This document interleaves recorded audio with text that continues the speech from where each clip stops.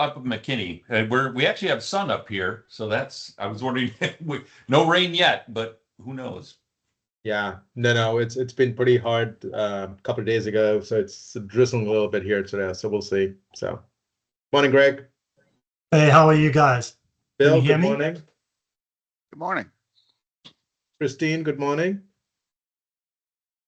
Good morning. I'm just an interloper. I am a big fan of Kellye Kamp. You guys are in great hands, and so I'm just no. I'm so happy that this came across my transom that I can listen in. So Good to see you, Chris. good to see you. No, good. So, so Kelly, let's get started, right? I know that people will join, I know as we go on. So, first, thank you so much for coming on to this panel and helping us understand or demystifying the myth of what AI is and isn't. I know that when you and I talked several times, there's different ways of looking at things, right? I mean, there's some people want to know what tools to use. Are we leveraging? Are we looking at AI? Should we adopt it? But I think you have a different way of looking at things, right? I mean, you're a firm believer of, hey, let's change the attitude and how we look at it, and how we leverage it rather than worrying about what's in the marketplace, what tools we have, right? So Correct. your starting point is let's change the mindset and how to correctly leverage the AI first, right? So Right. with that, I know that you have stuff that you want to show us, but I'll let you kind of open up and talk through, and demystifying some of the stuff we want to know about. Sure, happy to. Well, first of all, good morning, everyone. Thank you so much for coming and attending. I love already that you're curious about generative AI, and that's a great place to start. And if you don't have the curiosity, it's going to be a tough road for you. So congratulations on that. Second of all, for those of you who don't know me, I am a bit of a serial entrepreneur. I have been for about 25 years. I've owned multiple companies, I think 10 plus. And I actually, for 23 years, I had businesses on top of this, but I was actually in the construction arena for 23 years as a general contractor and a kitchen and bath designer, and did all the things and had my own company. And I loved it until the day I didn't. And I was really just felt like I had learned almost everything I could learn. And I was getting a little bored with it. And about the time I decided to look at doing something else is when ChatGPT dropped. And it just so happens I signed up the very first day that it came onto the market. So I was very fortunate in that. I played with it for about 4 months and I couldn't figure it out. I was asking all kinds of questions and I was getting horrible answers. So I completely remember and understand how it feels to not know how to speak the language of generative AI. And I'm still learning 2 years into this. I'm still learning how to do it. So that's one of the things I wanted to talk about today is, yes, we can play with the tools on a pretty surface level. We can ask it questions and get a response. I mean, that's the good and the bad about generative AI, which if you don't know what generative AI means, that just means large language models like ChatGPT, Copilot, Gemini, Perplexity, Claude, all of those are large language models. So I'm asking all of these questions of it and just not understanding what is this about and how do I learn? And so I took a course, an online course, and it completely opened my eyes to the possibilities, right? It taught me a lot, and I go back and refer to that first course every few months just as a refresher. And I can say that it didn't really, I don't want to say it didn't teach me, it obviously did. But learning how to speak the language is just like learning any new language. It takes practice.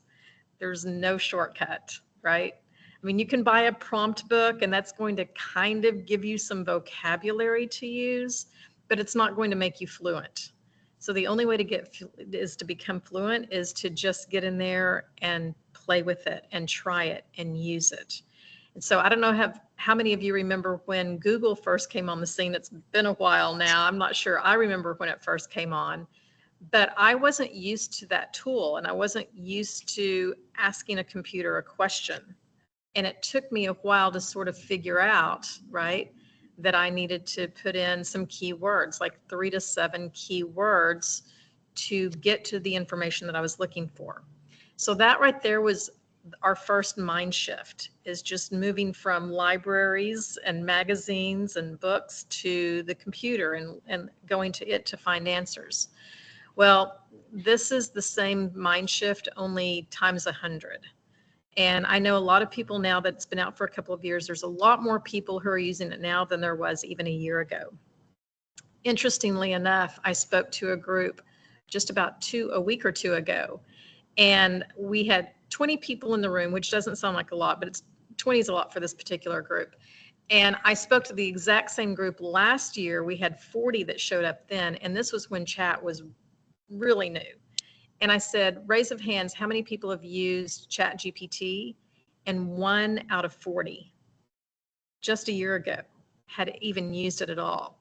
This year, when I spoke to them, all but 1 had used it and were using it regularly. So they're going through that mind shift. They may not be aware of it completely, but now they're starting to turn to large language models first and foremost to do research or to find information and things like that. So that's what I'm encouraging people to do, is when you're sitting down and just thinking, I wonder if, or how do I do that?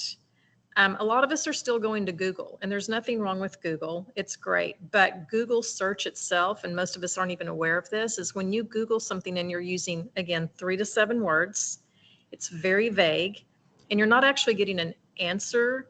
You're getting about 13,000 links to articles. Now, how many people are here reading 13,000 articles to get an answer? I'm certainly not. If you're like me, I might read 2, possibly 3 articles before I go, you know what, I'm still not getting the answer. I'll just kind of come up with my own conclusion and go from there. And that's how we've been doing it for the last several years. With large language models, we get to have a conversation. We're not using just 3 to 7 words. And that's kind of the first mind shift, is that you have to think of it as like you're talking to another human being. It is a conversation. So I like to think of it as my smart intern that knows everything in the world, but he doesn't exactly know how to read my mind. So if I say, hey, intern, will you go get me this? And I only use 3 to 7 words to explain what I want, he's probably not going to bring me back what I'm thinking in my head, right? Here's a great example. If I asked Ravi to run across the street to Starbucks and get me a cold beverage, now, what is he going to bring me back? Now, again, I'm a female, so there's no telling what kind of cold beverage I want, right? It's going to be complicated. It's not going to be just iced coffee. And so if I don't give him enough information about what I want, he's going to be frustrated trying to figure out what to bring me back. And I'm going to be frustrated because he didn't read my mind and give me exactly what I wanted. But if I said, hey, Ravi, would you go over there and get me a venti mocha frappuccino made with almond milk, whipped cream, chocolate drizzle over the top, and a splash of hazelnut, which is my drink, by the way, if y'all want to buy me one, then he's going to feel much more confident in what he's bringing back to me, and I'm going to be much happier with the results of what he brings back. And these large language models are really no different. Got to get really, really specific to get a good output. And it's a little deceiving, I think, right now, because we can type in just about anything, whether it's a good prompt. Prompt is a word that I don't really like to use, but for the sake of clarity, I'll just use that. You know, a lot of us are just giving kind of a basic prompt, and again, we're not getting great results back. So one of the things I want to do today, we're going to do an exercise a little bit later. I'm going to show you how to build a better prompt to have that conversation with your large language model. Hey, Kelly. Yes, sir. So would it be fair to say then, so what you're saying is that you have to be precise in what you ask it, so you actually get a little bit more customized answer, right? So Yes. so I'm guessing that you keep asking those pointed questions and refine as you go, right? It's not that you would just ask it the first time, but once you get an answer back, you refine it more by asking a little bit more specific, right? That's kind of what you mean. Definitely. Yes, that's what I mean by it's a conversation. It's not just a one-time ask, because you're going to get something back, but it's probably not going to be nearly as good as it could be. I kind of think of it as a wide funnel. You know, the words we're using are this wide funnel, and our goal is to get it more and more and more focused and narrowed in our original ask. And it seems in the beginning it's going to feel very cumbersome and a lot of work, and I gotta have a conversation with this thing. I can't just give it 3 to 7 words. But what's going to happen is the work you're putting in on the front end is going to really benefit you on the back end. And there's another part of that mind shift is we don't really want to do it. It's kind of like taking medicine, right? It tastes bad at the beginning, but it's going to make us feel better. And doing those longer prompts or those longer asks with more detail is going to do exactly the same thing. Another example I like to use is, let's say, who remembers the game show Who Wants to Be a Millionaire? Everybody remember that one? So you could phone a friend or you could ask the audience, right? Phoning a friend was always tricky because you don't know exactly what your friend knows. So they almost always, their first choice was to ask the audience because the collective knowledge of the audience generally got it right. And that's how a large language model works. It's going out there and it's looking at all the collective knowledge, and it's bringing you back an answer based on kind of the most common response out there, or the common answers that are out on the internet, which is fine until you have a real issue and you don't need just a general answer. So let's say I'm in front of that same audience at Who Wants to Be a Millionaire, but I've got, I don't know, a kidney disease. I've been to 5 doctors. Nobody can figure it out. Nobody really knows how to help me. So I'm going to ask the audience, right? I'm going to go to ChatGPT. I'm going to say, hey, I've been to 5 doctors. We can't figure out what's going on with my kidneys. I need some help. Well, the audience, that large language model is going to give me some answers, but do I trust those answers? Maybe, maybe not. It's not that it's going to be wrong information, but it's probably not going to be the best information. So I'm going to ask that same audience, and this is that funneling down to a better question, is now I only want the doctors in the audience to answer for me. Okay, so now we're getting narrow, because now I don't have an architect and a tile setter and somebody else giving me advice on my medical condition. So now I've narrowed it down to doctors. That's huge. However, there's all kinds of different doctors. There's a chiropractor, there's a doctor of literature. There, again, I'm still getting maybe not the best answer.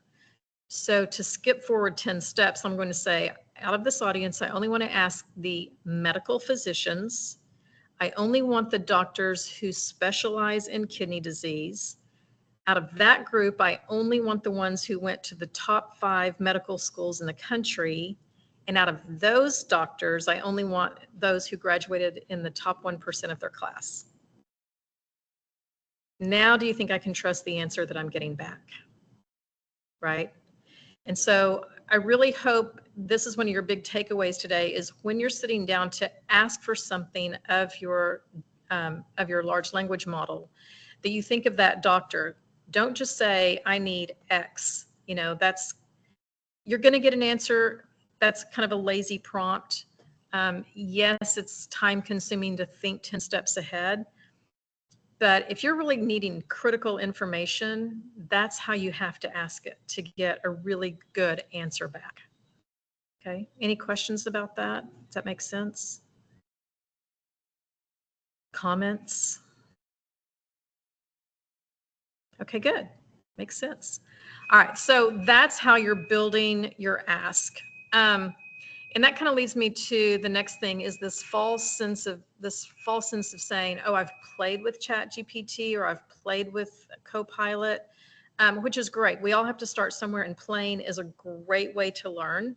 mean, if I'm learning a new language, I'd rather it be fun and sing-songy, or, you know, like when I learned the alphabet, there was the alphabet song and it made it easier to learn. So playing, I am absolutely promoting that. But after you get to a certain point where you're really starting to learn how to use these tools, we really need to get a little deeper with it. So just because, and I hear people say all the time, oh, I use ChatGPT all the time.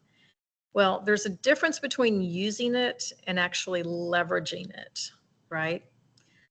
Because we can all play with it and use it a little bit. It's kind of like saying, oh, I use Excel all the time, but I only use it as a calculator. You're missing about 95% of the tools that are built into Excel, right? Yes, it can total a column, but it can do a little bit more than that if you know how to use the tool. But you've got to get in there and learn to use the tool. So the good and the two sides of this coin with large language models is there's no manual like with Excel, right? There's no YouTube video that says this is how every Excel spreadsheet works, and here are the top 10 things you can do to use it correctly. Because we're all using this tool totally differently for totally different use cases. So I think one of the best things to do is to get into community with other people who are also learning. That has 10x, if not 100x, my knowledge in doing this, because 2 years ago, when I first started learning this, the first thing I did was I went out to TikTok of all places, and I found a community of other people who wanted to learn how to use ChatGPT. And I stumbled upon this group, but I've been with them for 2 full years now. And we were meeting 7 nights a week for the first 13 months for 2.5 hours a night, which is insane. But it just made it so much more fun to learn. I was just by osmosis, I was just gaining all of this knowledge from other people who had different interests with their large language model than I did, right? I mean, for example, I love to build GPTs through ChatGPT, and that's kind of my go-to tool for a lot of things. But I'm in community with 100 other people, and they all have different interests. One is a filmmaker, and one loves to create songs, and one loves to create art, and one loves to do animation. And so just by being in that community, I'm learning all these other tools and all these other ways to use it. Now, I may not be fluent in using it, but I at least have a working knowledge of it. And if I need to go build a cartoon for a client, and I don't want to spend hours and hours and hours trying to learn how to do it, I've got somebody I can call and say, hey, can you kind of give me a Cliff's Notes version of how to build this cartoon? Or maybe I hire them and say, can you build this for me? But community, I think, is absolutely critical right now, because nobody would be able to learn this on their own. It's especially now, 2 years into it, even the last 6 months, it has just changed so quickly and so rapidly that, I mean, those of us we're still meeting 5 nights a week, by the way, on TikTok and YouTube. And we can't keep up with it. Even collectively, we cannot keep up with it. So it's a lot. So if you're feeling like you're behind, you're not. If you're feeling frustrated that you're not picking it up as quickly as you thought, you are. The fact that you're out of the stands and not just watching other people learn it is huge. Just being in the race puts you ahead of 95% of the population. Seriously. So that's awesome. Keep playing. Yes. Hey, Kellye, we've got a question. David? Yes. Kellye, you mentioned Copilot. I purchased a laptop last year. It has the Copilot button, but that's a Microsoft product, right? Correct. That pertains to their domain of products. It's preferable to use an open source, right, versus Copilot? Well, I've got a lot of opinions about that. So Copilot, I think, is a great tool, again, for people who are just learning to use how to interact with generative AI, especially if you're a Microsoft user for your company, because it does interact with your emails and their own products. So I think that's a great place to start. On the other side of there's always 2 sides of the coin, as you can see. my issue with it is it's almost hand feeding you the prompts, like it's got kind of its own prompt book, and it's leading you back to those specific products. And I've had a number of companies say, hey, can you come teach us Copilot? And I always say, I'd rather just teach you a general large language model like Claude or ChatGPT, not Copilot specific, because now you're really learning how to build your own good prompts, right? They're not sort of handed to you. It's almost like training wheels. And I just want to make sure that there comes a point where they're able to take the training wheels off and go out on their own. So again, Copilot's great.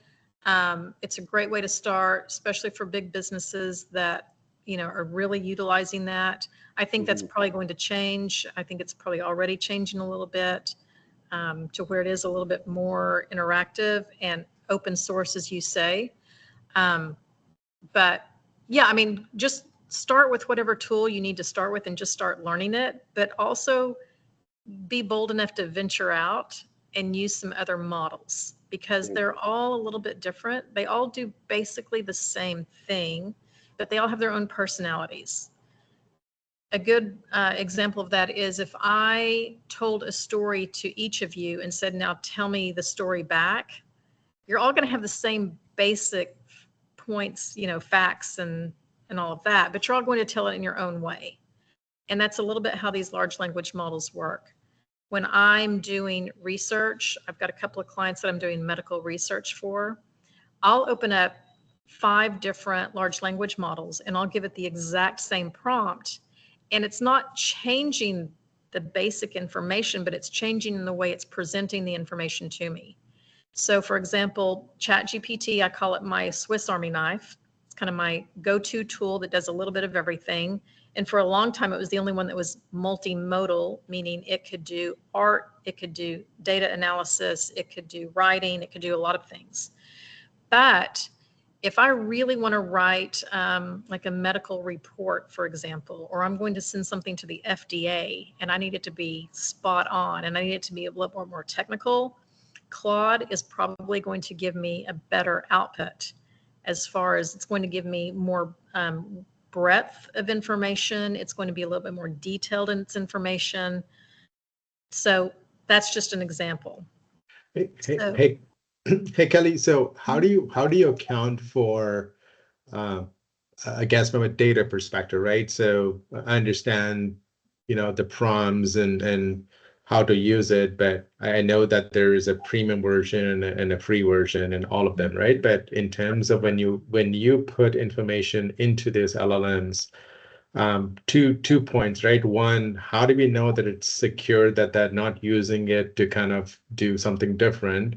And then the second one is, we don't know where this is going in terms of the whole black hole, right? So how do you prevent your information being misused, I guess, right? Sure. So there are a few different ways. So for me personally, I've done taken 2 or 3 different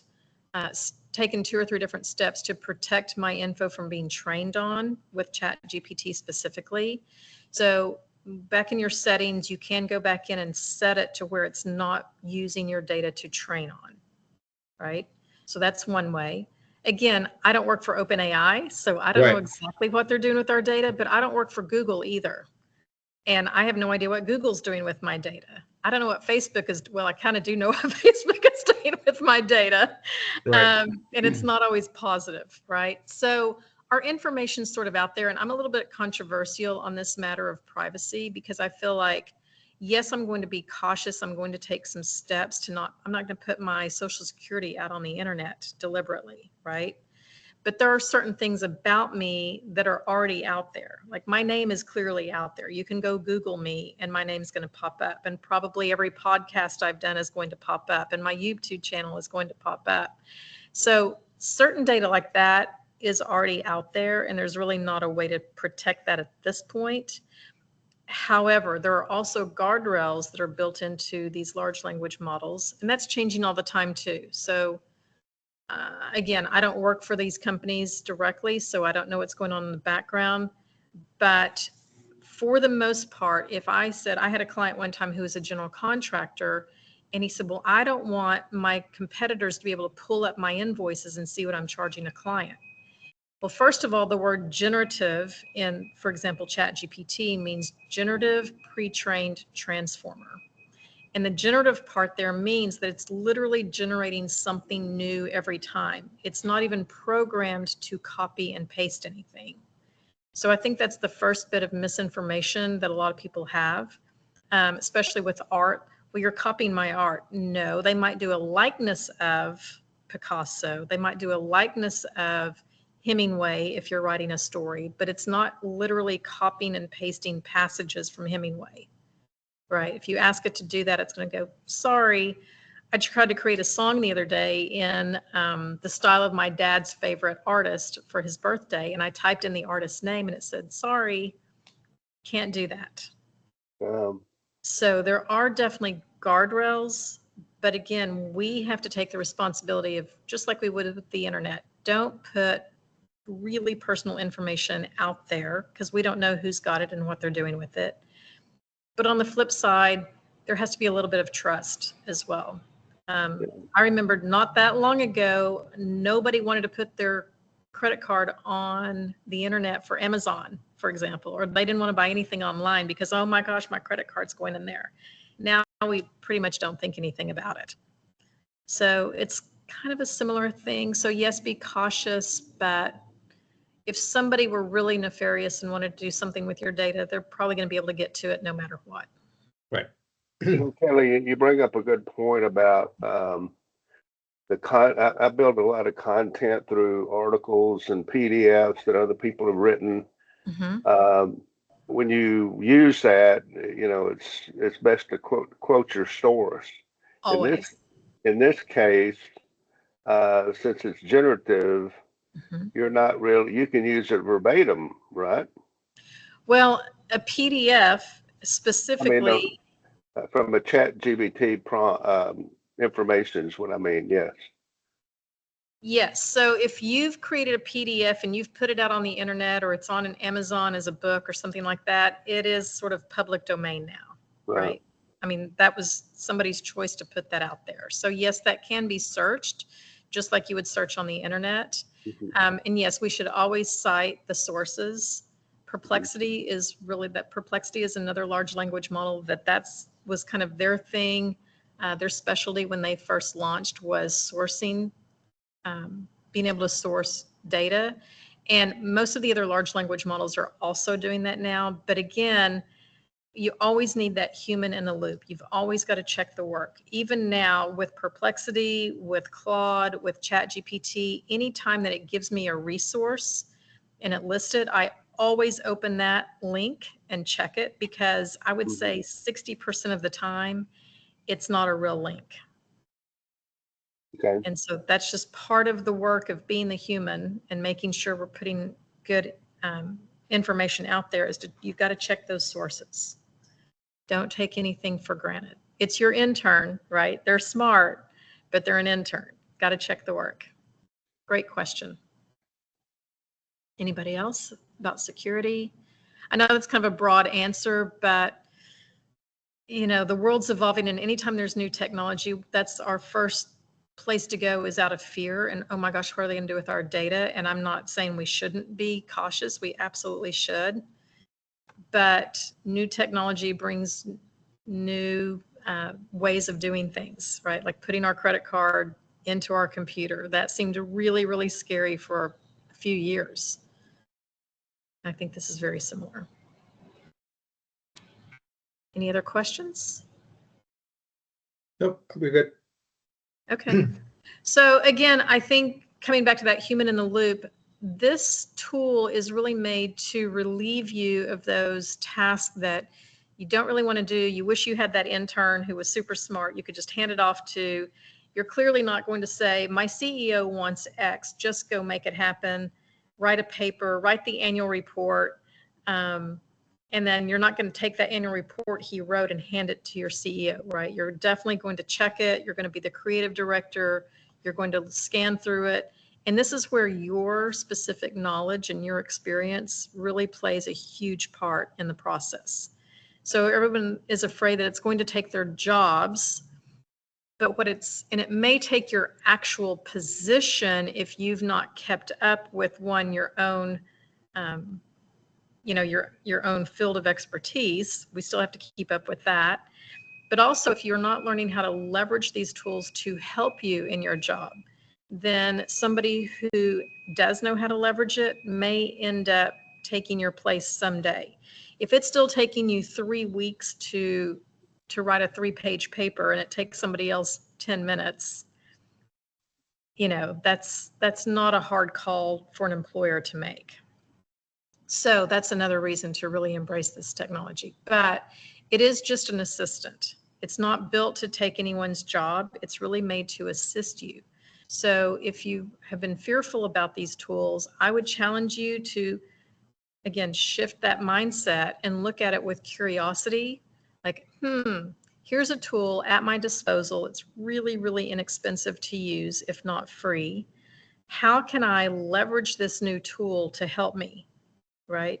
Just like Excel. When you first got Excel, that was probably painful to learn it. And there were a lot of buttons and a lot of steps.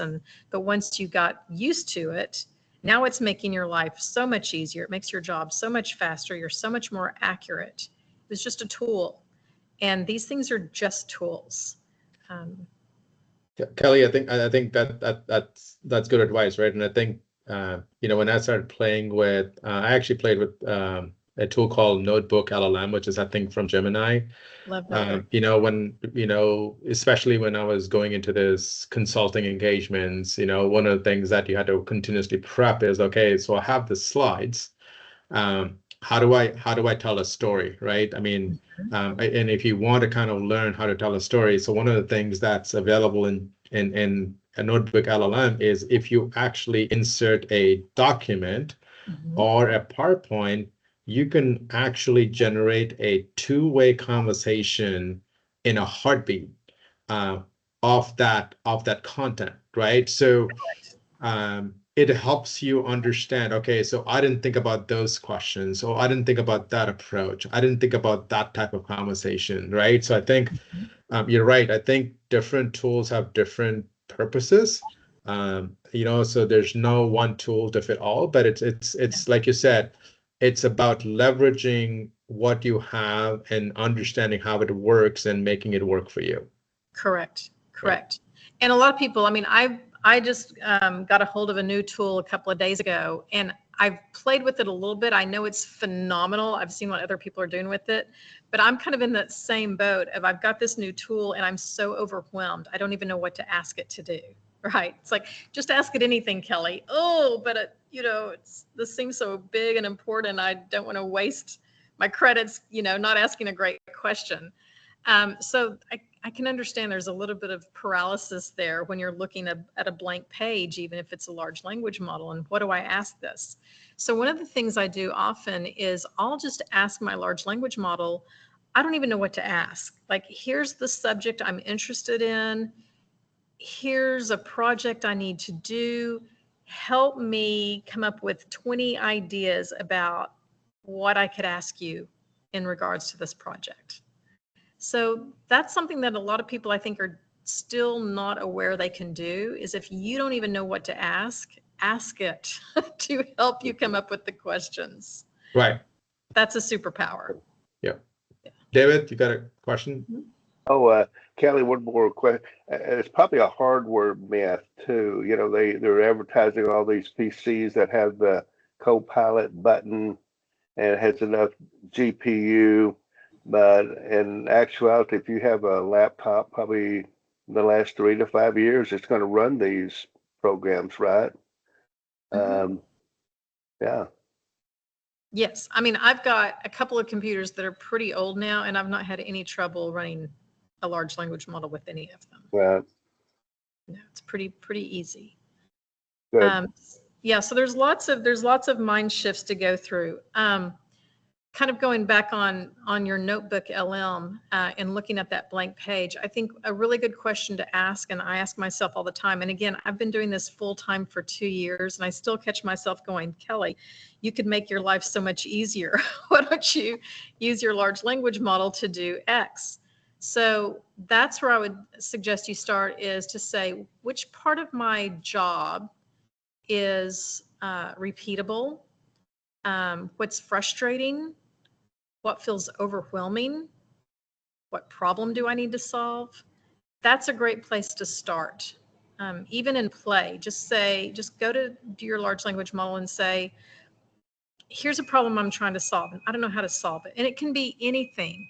I've drug my 88-year-old mother on this journey with me for the last 2 years, and she uses ChatGPT all day, every day, for everything.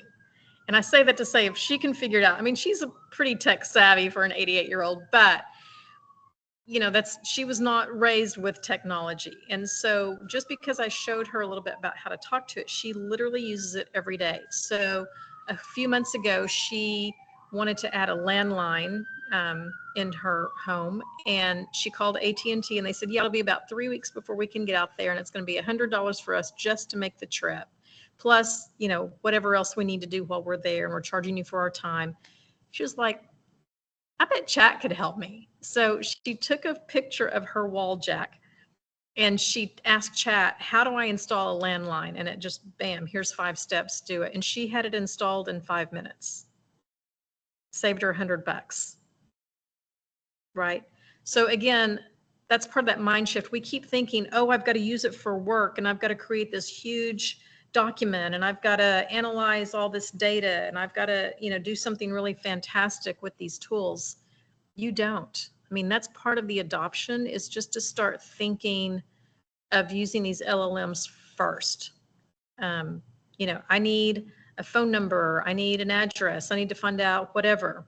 Rather than going and trying to Google that, you can just ask your large language model, and it will go find it on the internet for you instantly. Any questions about that? Is this kind of helping shift like what we're using it for? Because I know a lot of people just want to jump into like their biggest, most audacious problem to tackle. I think that's just a human nature thing. I think my very, very first question I asked of ChatGPT 2 years ago is, my dad has Alzheimer's. I'm like, how do you solve Alzheimer's? Right? That was, first of all, a terrible prompt. And it was like, yeah, I can't help you. And then I was frustrated, and then I stepped away for several months, and I didn't play with it because I was asking these huge questions like that, instead of just saying, what's a good diet for my dad who has Alzheimer's, right? Make me a meal plan. But once I kind of understood to start with the smaller tasks, the obvious tasks, the things that we're tripping over every single day to do, start with those. And just in playing with those tasks, you're going to learn so much more about how to start asking better questions. Yes, somebody had a question. Greg? Yeah, Greg had a question. You?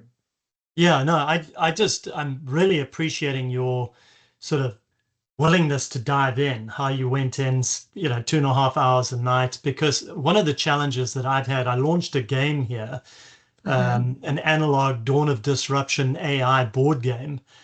And that was like 2 years ago. And it's been really, really difficult to get leaders into a room to actually come together and start to just get literacy around what's happening. Right. So my question is, what have you been able to do to get leaders of companies, and these are either the C-suite or, you know, senior leadership, to come together and really just be vulnerable and say, look, you know, we're experimenting, we're doing all the things, or some of us haven't even started. How do you get over that hump? Because it is just, I've only just got in, I don't know if you're familiar with Leadership Plano. Yes, I am, actually. So, you know, they're interested, they're going to actually do a beta with their board members, you know, to think about bringing it into their curriculum for Leadership Plano every year. But it's taken, it's like taken 1.5 years to get them to the table. Right. So well, any advice for, you know, somebody like you and I trying to help people with simply getting started with AI? Yes. Well, again, it's like looking at that ominous blank page, and that's so overwhelming. And when we get overwhelmed like that, we get paralyzed and then we do nothing. And that sounds exactly like what's happening with this group. So I would start just playing or taking things that are of high interest to them and using a large language model to solve a problem that's important to them. I like that. In my group, we call it parlor tricks. And I think somehow I got tagged as the queen of parlor tricks, because I would go to cocktail parties or networking events and I would say, hey, what are you drinking there? You know, because they've got a cocktail in their hand. And there was a GPT that our AI leader had built. It was like maybe the first GPT ever built, because we did it literally as soon as it dropped. But he says, you're a fancy bartender, a Las Vegas bartender, and you're going to do a spin on the typical cocktails. And so if somebody says, I've got a whiskey sour, I'll put it in this GPT and I'll say, create for me something that's a little whimsical about this particular drink, and create an image in the theme of Christmas, right? And it will literally create a brand new recipe with all the ingredients, how to make it, and an image of the drink with a Christmas theme. That's just at a cocktail party. But they're seeing it in real time. It doesn't have to be solving every world problem, right? It doesn't have to do all their data analysis on the spot, but it piques their curiosity and they're like, wow, you just asked it and it did all of that? That's amazing. And now you've got to pique their curiosity, because what I have found is a large majority of the population is just not naturally curious, right? We were when we were kids. When we were 5 to 8 years old or younger, we were really curious about everything in the world. I'm going to be an astronaut someday. That was not far-fetched for a 5-year-old. But along the way, society has sort of beat that curiosity out of us. Yeah. And we get a little scared and we get a little paralyzed, and we only want to focus on the thing that we're the expert at, so we don't look foolish. Yeah. And that's a real thing, you know, and we're all guilty of that. I'm certainly guilty of that. So to force somebody to be curious isn't going to work.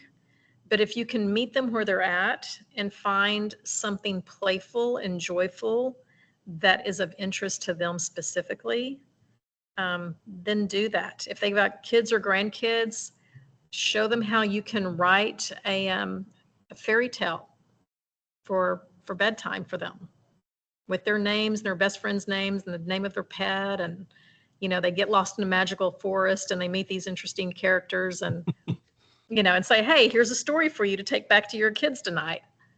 That's meaningful to them. And now they're going, wow, if it can do that, I wonder what else it can do. So I like to say, just start with play. That's really the best way.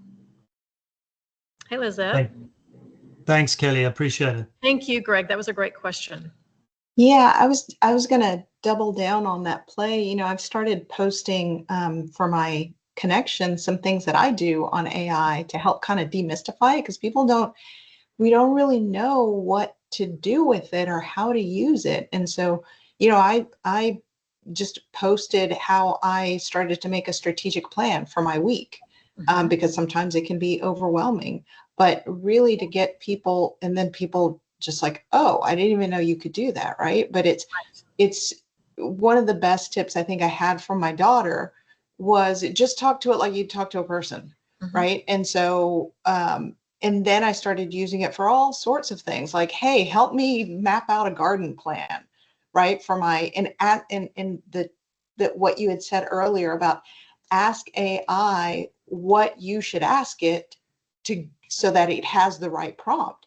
And so that's what these are some of the things that I started using and putting those tips out there for people of, if you don't know where to start, tell them, you know, I'm dealing with X problem, ask me questions so that we can, you know, so that I can get to Y, wherever it is that I'm trying to go, and ask me questions. And then boom, AI will ask you the right questions that you then answer. And then ta-da, you have this whole list right before you, right? And so I'm constantly asking AI, you know, make sure, like, ask me questions just to make sure that we're aligned and we're on the right page. So I think it's this kind of partnership where you can start to really cooperate a little bit with the AI.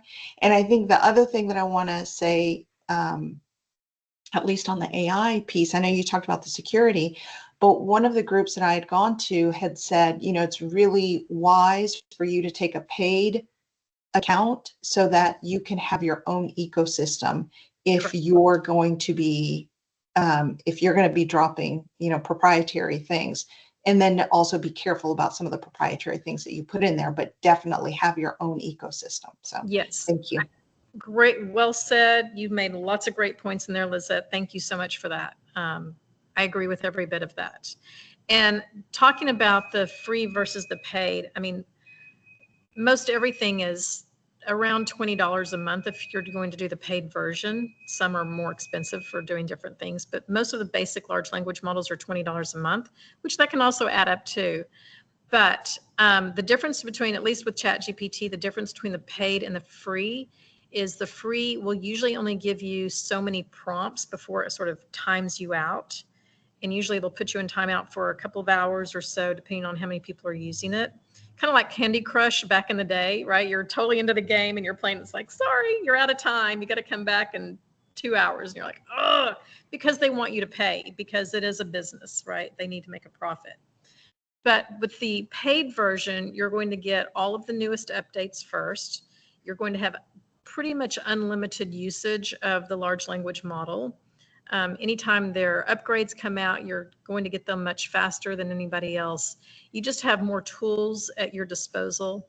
For example, in ChatGPT, there are now, I think, 6 different models within ChatGPT that you can use. They all do something slightly different.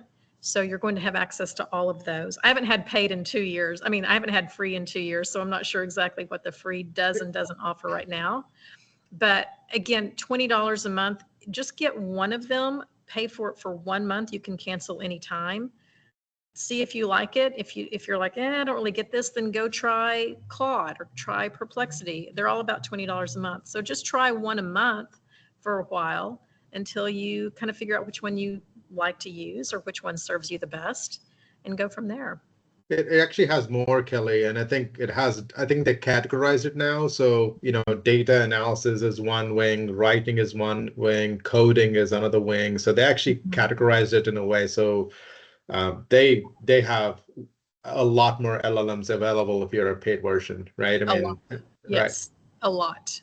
Right. They've even got one that's kind of more like deep search, like deep research, scientific research that you can use. It does. Yep. And that's just still for the $20. Now, obviously, there are some that are coming out that are charging $200, $250 a month for really specialized data analysis and things like that. But if that's your industry, it may be well worth it. $200 a month may be way less expensive than $3,000 a month to hire people to go do the research for you, right? So it's all relative. But yes, I would recommend that you just go play with these tools. Just as you're going through your day and you're saying, I wish I knew how to, or I wonder what that's about. Just go to your large language model and just start asking it. You'll be amazed.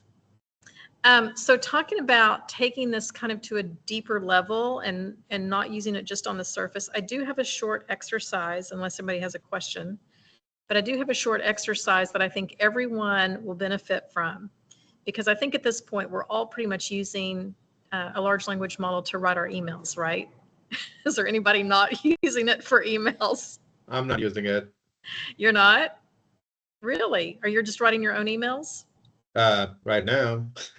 Okay. Well, I'm a writer by trade, so I like to write my own things, but I've also discovered how to leverage making my life a lot easier, because I send out a lot of emails every day. So every time I do a presentation, anybody who shows up to my presentation, I usually send them an email just thanking them for attending. I like to share a little prompt guide with them for filling out a form for me. And so I'm sending, a lot of emails all the time. And the first time I discovered this, I was writing to about 20 different manufacturers in East Texas. And I was sitting down with each one and I said, okay, chat, I want to find out who the general manager or the CEO or the plant manager is of this company. I want you to go research them and give me maybe 3 pain points that they might have that I could help with. I want you to put in my Calendly. I mean, like I have here's the dates I'm going to be in their area. There was a lot, right? And to go and do 20 of those emails, even though the main body is written, there's a lot of specific details in there that I was having to go back and manually put in to each and every email. So my very first email, I thought a really good basic letter, but then I'm having to go in and change, all the dynamic information personally. And it was taking me, I think that first time it took me like an hour to do it. The second one took me about 45 minutes. I mean, they were getting a little shorter, but I was 2 hours into this thing. And I'm like, I've got 20 of these to create. That's ridiculous. Okay, Kellye, how do you solve this problem, right? How do you make this easier? So I built for myself a GPT, and I'll explain a GPT because still a lot of people don't understand what that is. So a GPT is different than Chat GPT, but it's a tool you can build within Chat GPT. Very confusing. OpenAI is not good at naming things. I apologize, but I'm just the messenger, so don't shoot me. But a GPT is basically like taking chat and doing a customized, repeatable task for yourself, right? So a GPT can really be anything you want it to be. It can be a task that's automated to a certain point. It can be a warehouse for information and data that you want to just store some things. It can be whatever you want. So usually when I have a new client, I still have a CRM, but I create a GPT specifically for my client. And anything they send me, if I'm doing research for them and they're sending me 20 articles to read, or something that they want me to remember for them later, I just dump all of that into my GPT, and then I can go back to that specific GPT, kind of like a chat, but all the data is there. It's not just a one conversation. I can put multiple documents in there. I can tell it what I want it to do for me and how I want it to perform. So that's a GPT. So getting back to, this will make a lot more sense when I show you, but getting back to those 20 emails that I had to write, I thought, oh, I should just build myself a GPT that will take this basic email and then change all the dynamic information for me. I also wanted to go do the research for me because I didn't want to have to go to every individual website and read through their whole website and try to find their pain points or, make it custom. So I built all of that into the back end of my GPT. And I know somebody's going to ask, or several will ask, how do you build a GPT? Well, that's a conversation for another day, right? I've built over 180 of them now. So, again, it's a learning process. You can build one logistically, it's pretty simple to build, but it's knowing how to leverage the information that takes the practice, right? So I'm going to show you guys, I'm going to share my screen, and I'm going to show you a GPT that I built for my emails.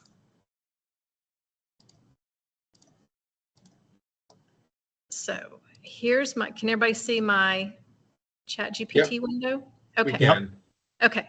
So over here, most of you know this is where your chats are going to show up. If you've asked it a question, it's going to create a new chat for every time you open up a new Chat GPT window. But if you build a GPT, they're going to show up here at the top. So where it says GPTs, everything above this are GPTs that I have built in the past. Now this is only showing the first, 10 or 15. I've built a lot more than that.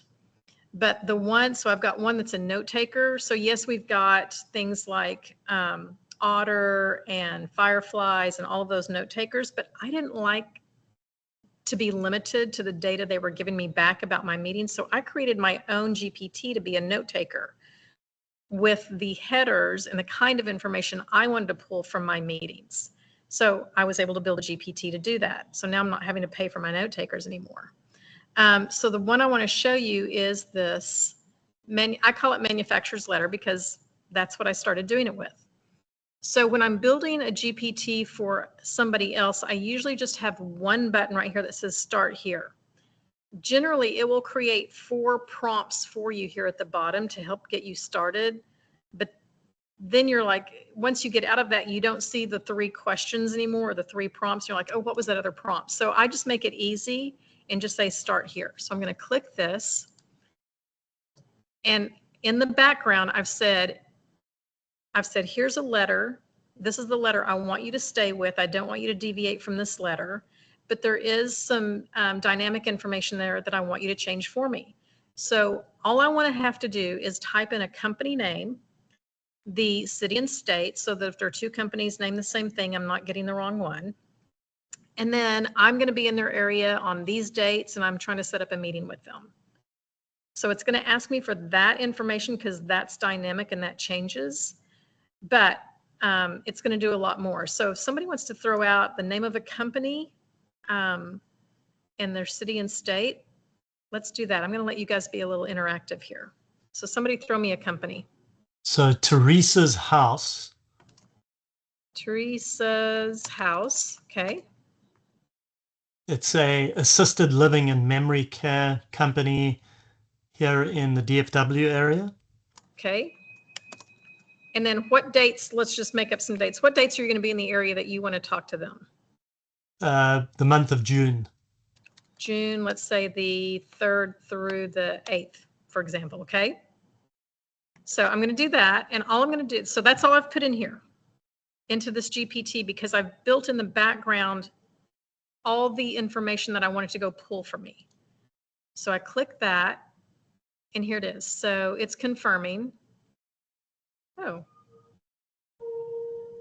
It's not a manufacturing company, so maybe that's why. No, it doesn't need to be manufacturing, but give me, is it a nonprofit? No, it's a for-profit assisted living and memory care group. They've got 2 homes, a 3rd one being opened shortly. Okay, let's see if it, I don't know why it's not finding it. Searching. Okay, is that it? That's it. In Argyle. It was in Argyle. Correct. Yeah, it's phenomenal. Okay, so what did it do for me? It found pictures of the facility. Here's the name, here's their website, so I didn't have to go look that up. Here's their address, their phone number, another location, another phone number. Here's the leadership. And those are correct. The Okay. leadership is correct, yeah. Great. So here are potential pain points that I might be able to help them with as a company, as you know, somebody who builds GPTs. And then here's my letter. So I've been working recently with businesses like Teresa's house and others near DFW, and I've identified several ways. So those 3 pain points that it found, it just put it in my letter for me. Unbelievable. And bolded it. So now here are the dates that I'm going to be in the area. I'd love to get an in-person visit with you. I also told it the link to my Calendly, so I didn't have to type that in, copy and paste that every time. It's just there. And then here's a little call to action down here. And I'm looking forward to connecting with you, Teresa. So that literally took me no time. Certainly didn't take me an hour to go and copy and paste and change all of these things and go look up their website. Let's do one more.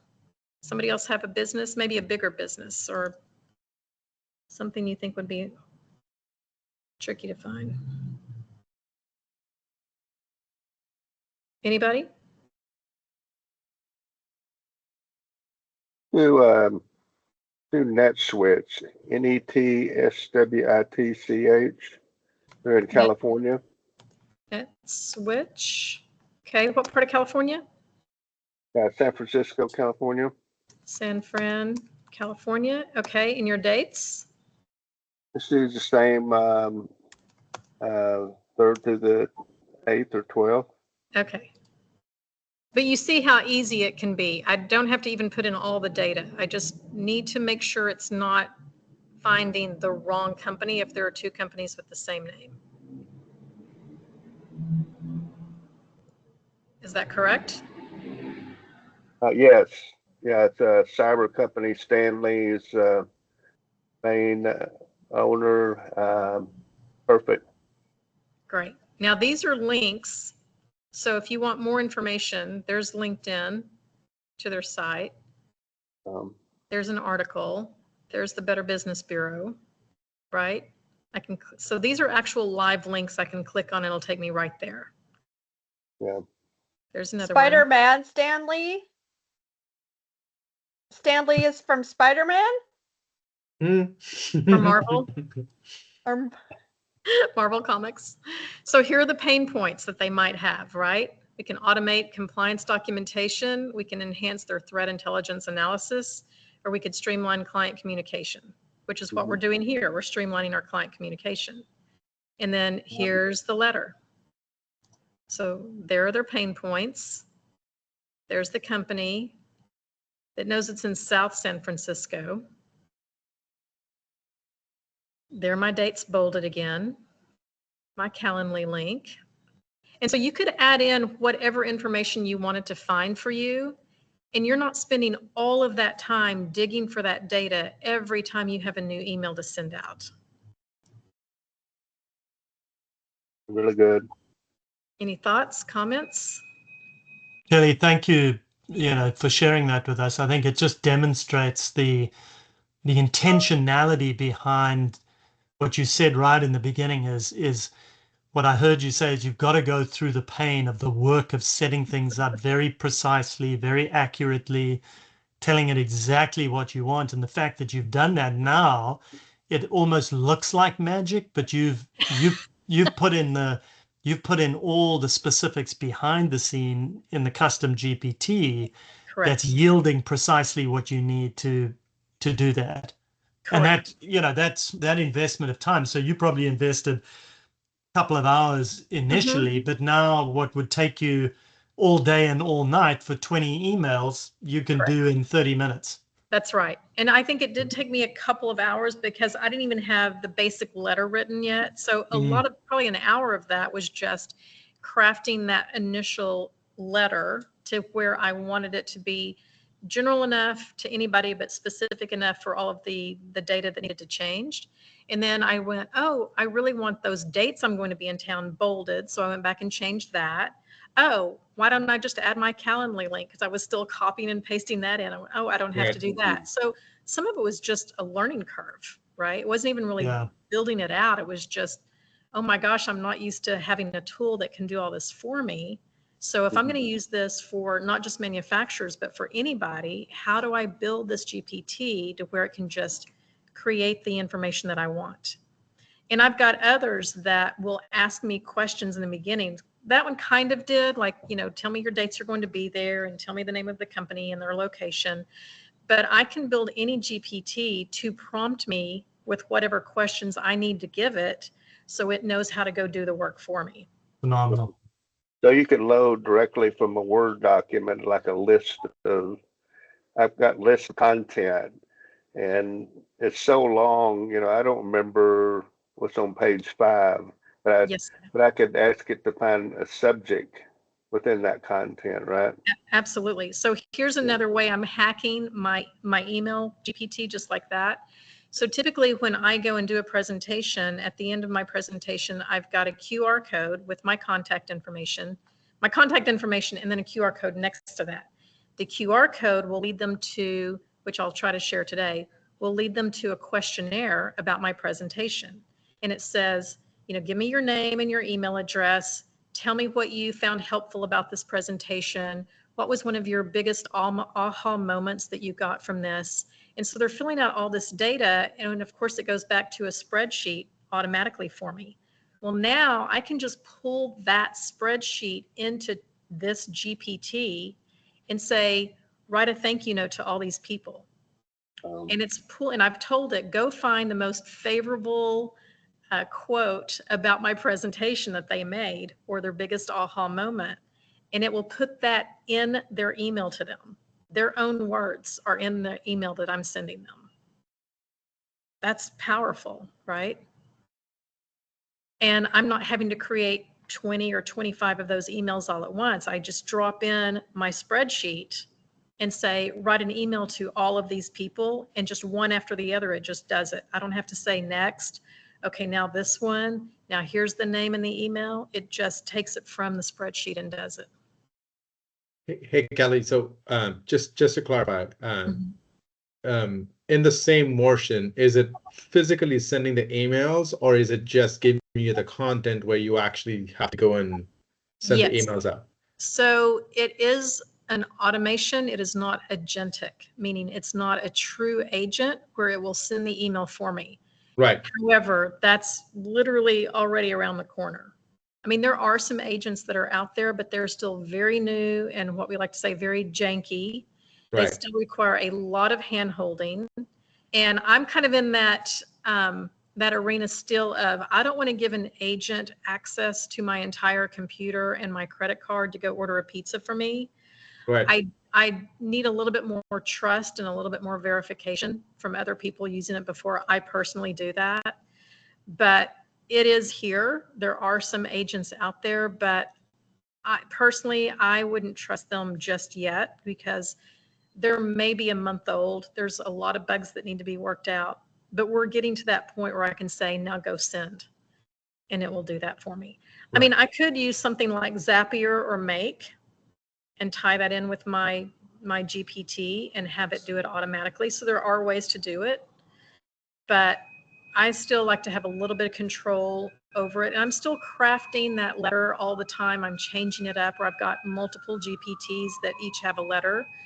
I don't even have to do that. I could literally put in different, say 5 different letters and say, call this first letter my sales call letter. Call this one my follow-up to presentation letter. Call this one. And then when I get in there to type in the company name, I can say, use this letter, use letter number 3. Right. And then here's the name, and here's the company, and here's the city. So that's that mind shift of, yes, we're using these tools, but we're not really leveraging these tools the way they can be leveraged. And that's just the tip of the iceberg. I mean, there's so many other things that GPTs can do. And I love GPTs, and that's really my business right now. But I do think that people, the general public is going to be like me, I think, and they're going to be pretty leery about just using agents right off the bat, just like we were, putting our credit card into the internet. It's going to take some time, but I think building a GPT for a business or for yourself individually is a great segue to still having control over the information and making it automated task for you without, giving everything away. So. Yeah. Kellye, I really appreciated your just pointing to your note taker in ChatGPT, because I've been exploring a whole lot of different options. Some friends of mine are using this device called Plaude, Plaude, and it's beautiful how it renders everything. But it's the ongoing costs. Each of us, when you add up all these tools, very quickly you can be spending north of $200 a month. Easily. Yeah, and not really synthesizing. So one thing I'm taking away, not only I just love how you're doing this, but thinking through, well, what is the problem that I have to solve? I just love that. And not trying to jump ahead of the curve, but start with that. And then so I'm definitely going to create my own note taker and just play and see how that goes. Fantastic. Well, and with mine, I wanted more than just what these tools were giving me, right? Because they're all pretty static. They're all pretty generic. Here's the recap. Here's the summary. Here's who spoke. Here's how much time each person spoke. I can still take that and build all of that into my GPT. And I'm not paying for it extra. I'm still just paying the same $20 a month that I've been paying. And I can tell it, for example, I was working with a friend last night on this, and I did this for a client a week ago, and it really unlocked my mind another level. Is he was interviewing 10 different board members for a specific company that they're all involved in, and he wanted to see what the consensus was about how they can move forward, because they'd been struggling for quite some time, and everyone's overworked and they're tired, and they've been on the board for years, and everyone's sort of lost their passion. And he just wanted to get a consensus of where everybody was and how they can start to move the needle. So I said, it'd be great if you could record those conversations that you're having and share those. He's like, absolutely. So he sent me the transcripts from Otter or Fireflies, one of those. I personally went in and redacted all of the PII just for protection from my client, just so everybody felt comfortable. PII being personal information? Yes, personal information. So I redacted the name of the companies. I redacted the individuals' names. I just used initials. I mean, I made it very benign where, you know, just in case somebody got a hold of it, nobody would know who it was. But after I put in the recordings, the transcripts of all of these 10 conversations, I said, now tell me what the main consensus is. And of course, it gave me like, you know, here's number 1, 2, 3, 4, 5, 6, 7.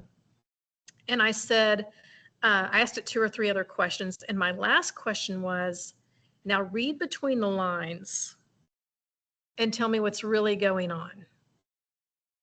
And I have to say it was a little scathing. It was like, there's actually no consensus. A couple of the members are just coasting. They don't really want to be here. And this was taken from their transcripts, things that they were saying, right? So I went back and looked at their transcripts and I could see how it got to that conclusion. They didn't say it outright. And it's not like it doesn't like Bob and it's got a thing against Bob. So Bob's a loser and a slacker. This is just a tool. This is a pretty unbiased opinion of what's going on among all of these board members. That rocked my world.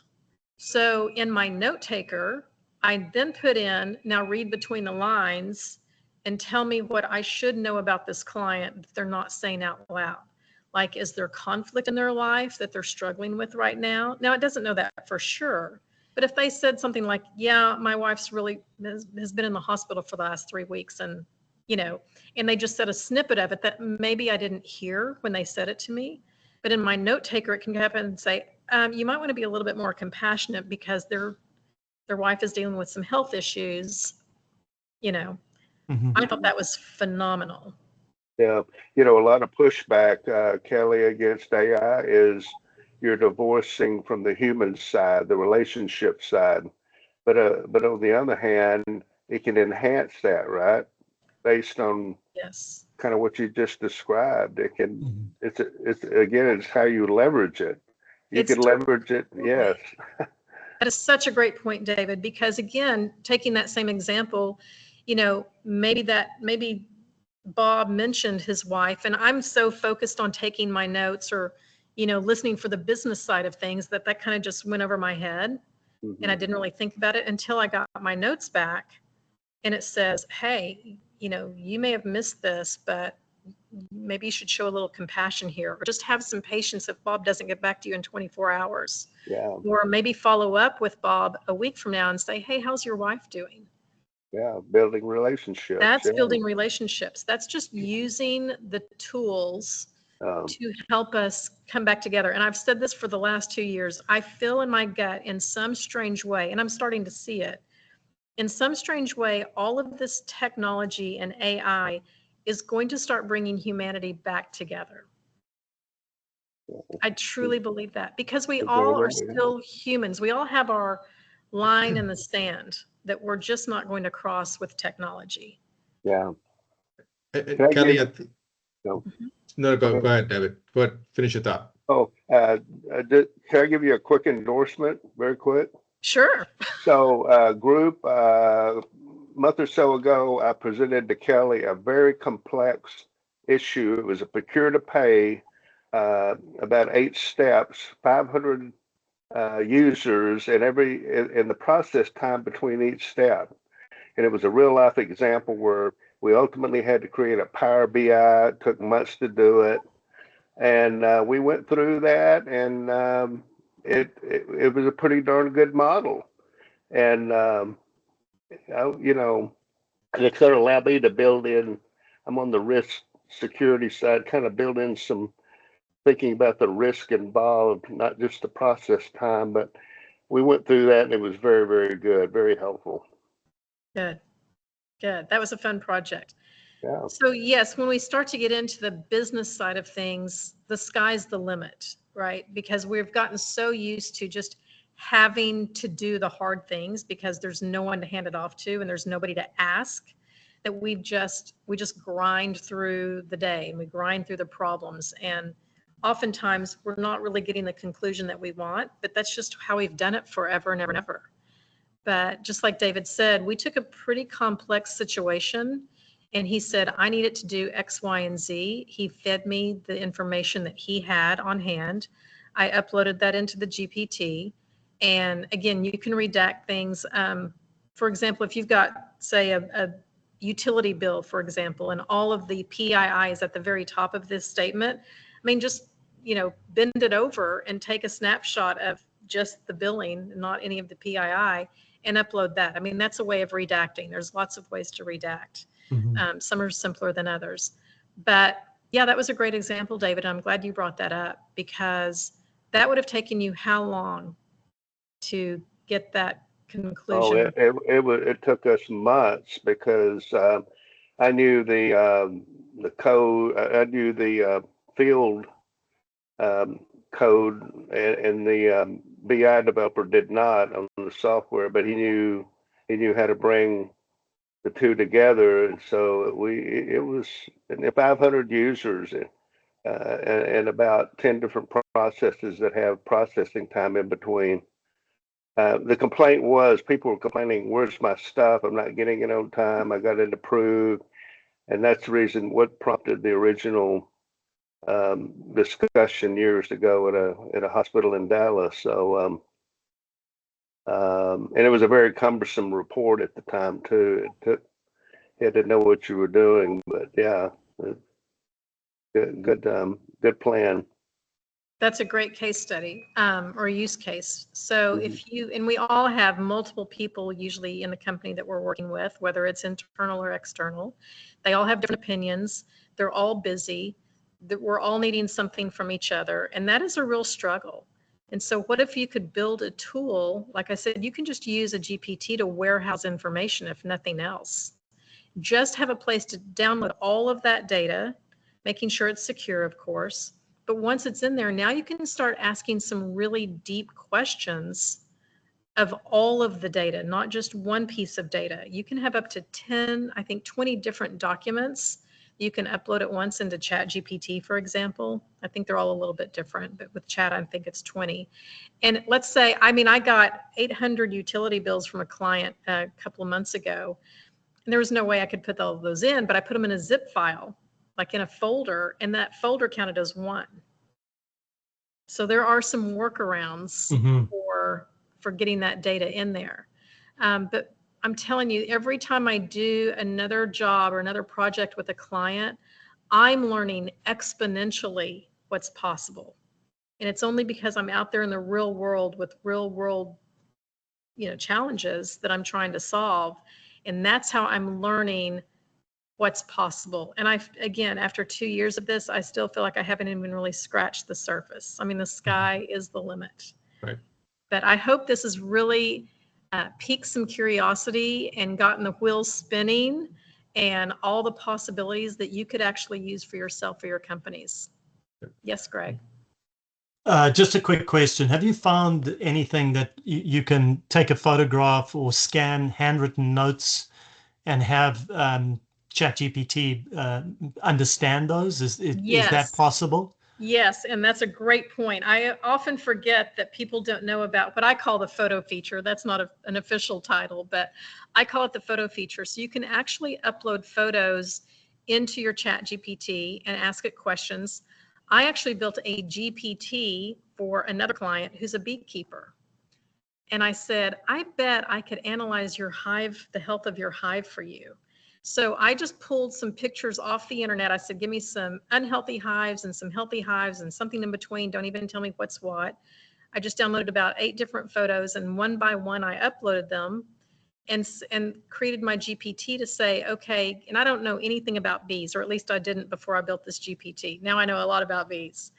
But it would find the queen and give me a rating on a scale of 1 to 100, the health of the queen. Of the drones. It would tell me how much pollen versus honey. It would tell me if it had mites, and if it had mites, here's how you resolve the problem. if I told it what part of the country I'm in, if I'm in Austin, Texas, and I would say, tell me about my hive was doing horribly in March of this year, it will go and find the weather reports for Austin, Texas on that date and come back and tell me if the weather had something to do with it and analyze everything. So Kellye, can it take handwritten notes and recognize Yes. those notes and put them into text? It can. Wow. It Okay. can. I'll test it. Yes. Cool. I mean, Thank you. pretty much anything. One of the first ones I did to test the photo feature is I took a picture of, and again, I get these offline, I mean, just online. I took an image of a very full, very messy storage facility, storage space, right, that you rent out. And it had all kinds of junk in there. It was not organized. And I put that picture in there and I said, can you give me a list of every item you see in this photo? And it gave me a list. And it even said red Solo cup. I'm like, I don't see a red Solo cup. And I said, where's the red Solo cup? Because I couldn't find it. It said, it's on top of the yellow toolbox. I mean, like it even told me where the Solo cup. And I was like, oh, now I see the Solo cup. So it gave me the list. And I said, now I'm actually moving out of this storage facility into a new home. Can you break down the items by room? And it did that. So here's everything that would go into the kitchen. Here's everything that would go into the garage. Here's everything that would go into the bedroom. And then I said, how many boxes and what size boxes would I need to put all of these items in? And it said, oh, well, you're going to need 2 4x6 boxes. You're going to need, and that's not right, but it's going to need, this many boxes at this many sizes to fit in the storage facility. And then once I had all the boxes and all the items packed in the boxes, I said, now what size storage facility do I really need? Because I had a 20 by 20. And it said, oh, you just need a 5 by 7. And it did all of that just by analyzing this one photo. Amazing. So again, I would encourage you to just step back a little bit and start looking at the everyday issues you're encountering in your personal life. Business, there's a million, right? You're gonna find those immediately. But even in your personal life, because now there's no risk. It's not client facing.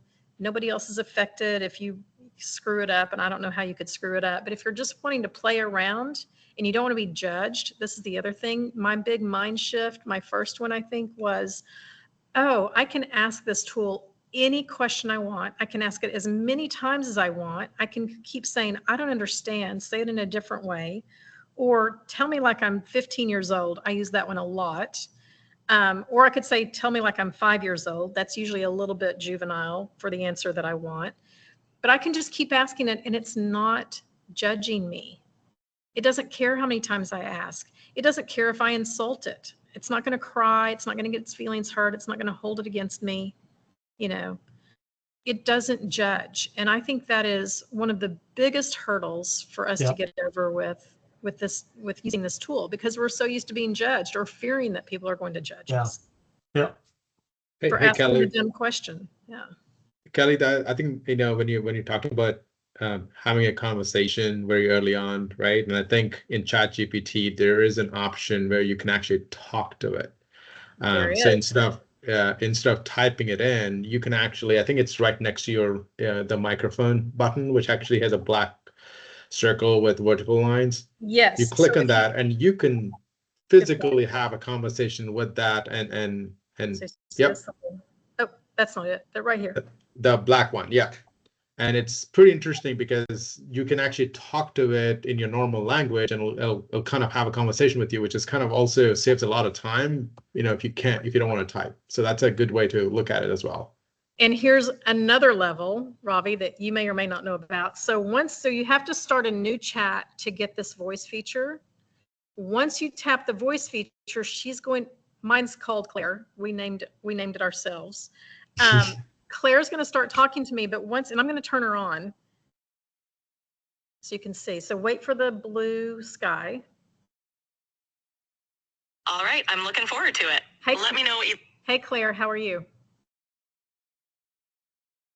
Hey, I'm doing great. How about you? I'm doing wonderful. Can you see what I'm doing right now? I don't see anything on camera at the moment. If Really? you're showing something specific, you might need to adjust the camera angle or Okay. check if the video feed is on. So the video, Let me know. so the video feed she's talking about is right here. It's a video camera. I can click that and now she'll be able to see whatever I'm seeing. So I'm looking at you all. So Claire, now can you see what I'm looking at on my computer screen? Yes, I can see your computer screen now. It looks like you're in a video call with several participants. Everything is clear on my end. And what are they doing? What are they doing right now? It looks like the participant. Say that again. Say that again, Claire. I got a text, an interrupter. Claire, are you there? She left the room. Hello, Claire. She's upset with you, Kellye. She apparently is. Anyway, so you can touch the photo feature. So here's how I use it all the time. So I just rebuilt my entire website. The first time I built it, I didn't know how to build a website. So I set my camera up next to me on a stand and I clicked the voice feature and the video feature. And I said, okay, I'm on Wix.com. Can you see that? And she said, yes. And I said, I need to add an API key into my private member page site.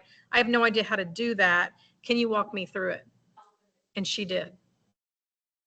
She was like, okay, you see the gear in the upper right-hand corner, click that.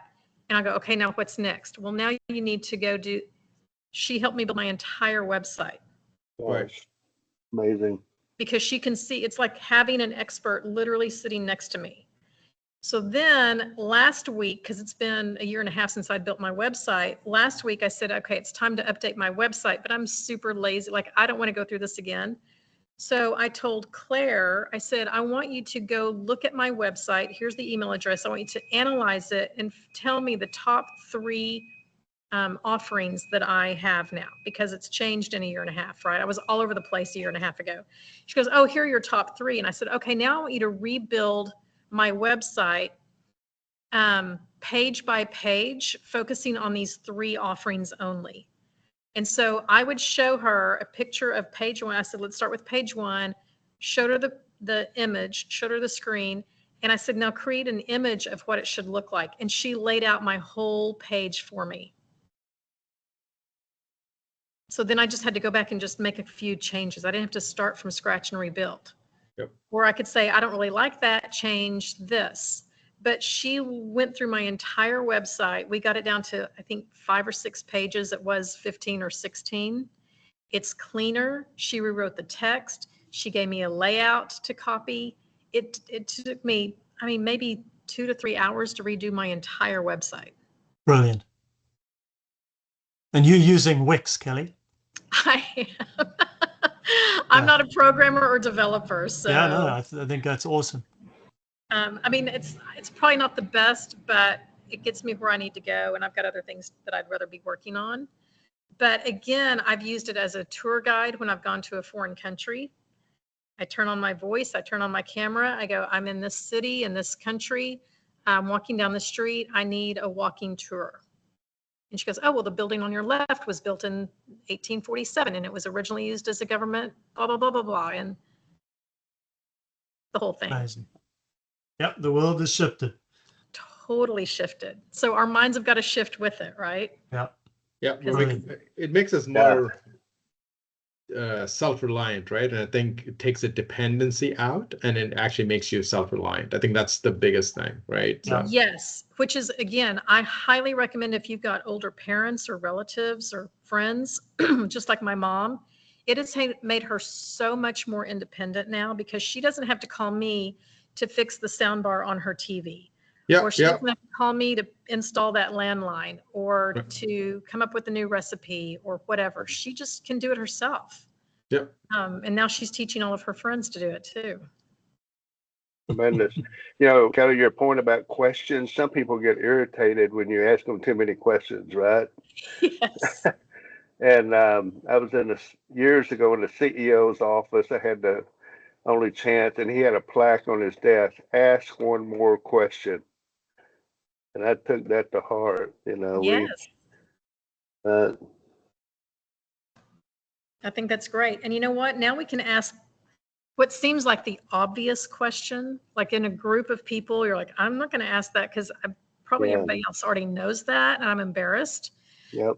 Now we can ask what seems like the obvious question. And again, it's not going to judge us. It's not going to say, you don't know that already. You've been doing this job for how long and you haven't figured that out yet. It's never going to do that. Right, right. Which is awesome. Yeah, Any Kellye, other- this is amazing. This is amazing. I mean, it's just the art of possibility, right? I mean, and I think your statement right in the beginning, more about changing the mindset. So don't worry about so much about what's out there, but changing the mindset in terms of how you want to use it is probably what people need, right? I think this has been very, very helpful. So thank you for your time. You're so welcome. Thank you for having me. I love doing this. I love sharing my knowledge. And if any of you have Thank any you. other organizations that you think they would love to hear this, I would be honored to work with you on that. Yeah. Kellye, do you have a contact sheet that you want to share? Just I do. I didn't remember to pull that up. So if you will talk amongst yourselves for a minute, I will pull that up. And sorry, you can see everything I'm doing here. well, you're not sharing here, so. Oh, I'm not sharing. Okay, good. No. So. Good. Even better. All right, give me a second. Any questions while I'm looking real quick? So I think and I think you kind of said it, Kellye. I think, when you look at small and mid-sized organizations specifically, right? Mhm. I think it's more about looking internally first in terms of where they're losing a lot of time or where they're losing a lot of where they're spending a lot of time.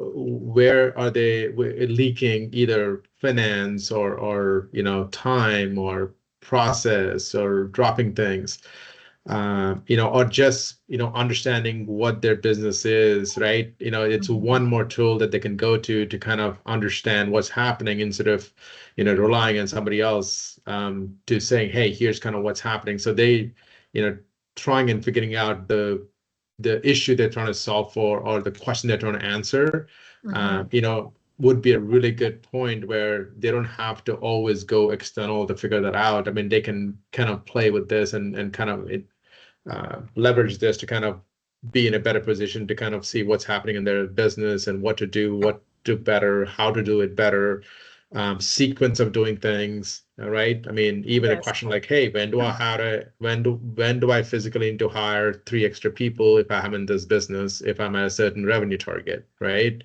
Correct. So Yes, anything like that. Or is this something that I could create a virtual employee to do these specific tasks right, rather than hiring another human? And I'm not saying replace the human because you still need humans to control the technology, right? But if you're hiring somebody to just do busy work, like go through files and organize or something like that, don't need to do that anymore. Now our employees, especially the ones we already have, and I hear so many people say, oh, I'm gonna get rid of 20% of my workforce and let AI do it. And I go, first of all, you don't know how to use AI or how to leverage AI. So who's going to train your employees that you do have to replace the ones that you're losing? Second of all, you've invested a lot of time and money into these employees, and you've probably chosen pretty well for the most part. right, So why not teach them how to leverage these tools themselves? right. And now it's going to 10x their productivity. And they're going to have time to work on the essential things that the company needs, not the busy work that we've all been taught to spend 8 hours a day filling up with some kind of work, which is usually not essential work because the boss has to feel like he's justified in having us there. I think the whole model is crazy and ridiculous, and I hope this does change that. So again, I am not a proponent for getting rid of employees of any kind. I'm just saying empower the people that you have. Right. Makes sense. Mm-hmm. Yeah, 10xing their productivity. Yeah, just a fantastic opportunity. Huge. It's huge. I'm going to share one more thing with you if I can. Here we go. If I could figure out how to share. Here we go. Can y'all see that? Yes, we Yes. can. Okay, great. So the QR code is to my survey. And again, if you'll fill that out for me, I would really appreciate it. Just let me know what you got out of this presentation today. And again, I'll send you kind of a little cheat sheet prompting guide, which it's not difficult at all. It's really kind of, it's a fill in the blanks. What was that game that used to, you'd fill in the adjective and the adverb and the noun and the Mad Libs. It's kind of a bit like a Mad Libs. So it's just giving you some suggestions about, I want to create blank for this specific industry to do this particular task. And it just kind of guides you through that. After you use it a few times, hopefully you won't need to refer to it too often because you're going to understand what builds a great prompt. But this will be a good way to start. And I'd love to send that out to you guys if you'll fill out my little form for me. And then my contact information here is at the bottom. If you'd all like to reach out.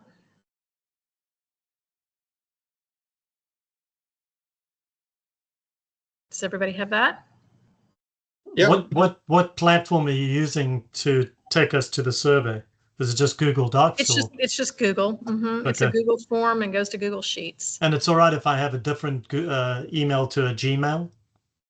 If I have a private email address, that doesn't matter? Oh, sure. It doesn't matter. Okay. Doesn't matter at all. Am I still sharing? I don't think I am. No, you're not sharing. Okay, perfect. I want to see your faces. But anyway, like I said, I can now, when you guys fill out my survey and I get your email address, then if I want to send you that prompting guide, I don't have to go create individual emails to every one of you, right? I already have a follow-up GPT that I've created.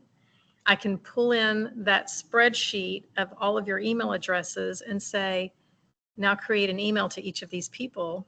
And so on your end, you'll get to see what it creates. So there's another incentive.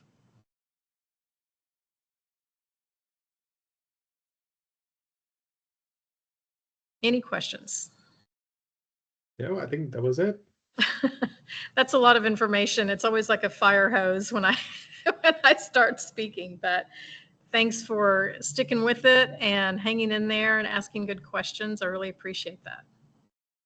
No, thank you, Kellye. I mean, this is, like I said, this has been very helpful, right? I mean, Thank if you. nothing else, at least giving us ideas and how to think about getting good results, good content back, how to think beyond just the simple question, like, your example about how do I research and analyze data to get insights, right? For example, right? I mean, so kind of going beyond your initial questions and kind of really kind of defining what you want to solve for, right, is what I got from it. So Yes.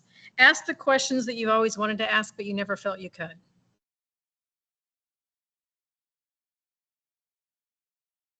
Thank you, Kellye. Thank you. Great to see all of you. Dave and David and Ravi and Greg. Thanks, Kellye. Awesome. Adrian. Yeah, likewise. Look, Kellye, I'll Chris. try and get on your calendar. I'm sure you're a very busy lady. That's okay. I've always got room for one more. All right. Thank you. Great. Okay. Nice to meet you guys. Bye-bye. Thanks, everybody. Take care. Bye-bye. Thanks, Ravi. Hey, Vernon.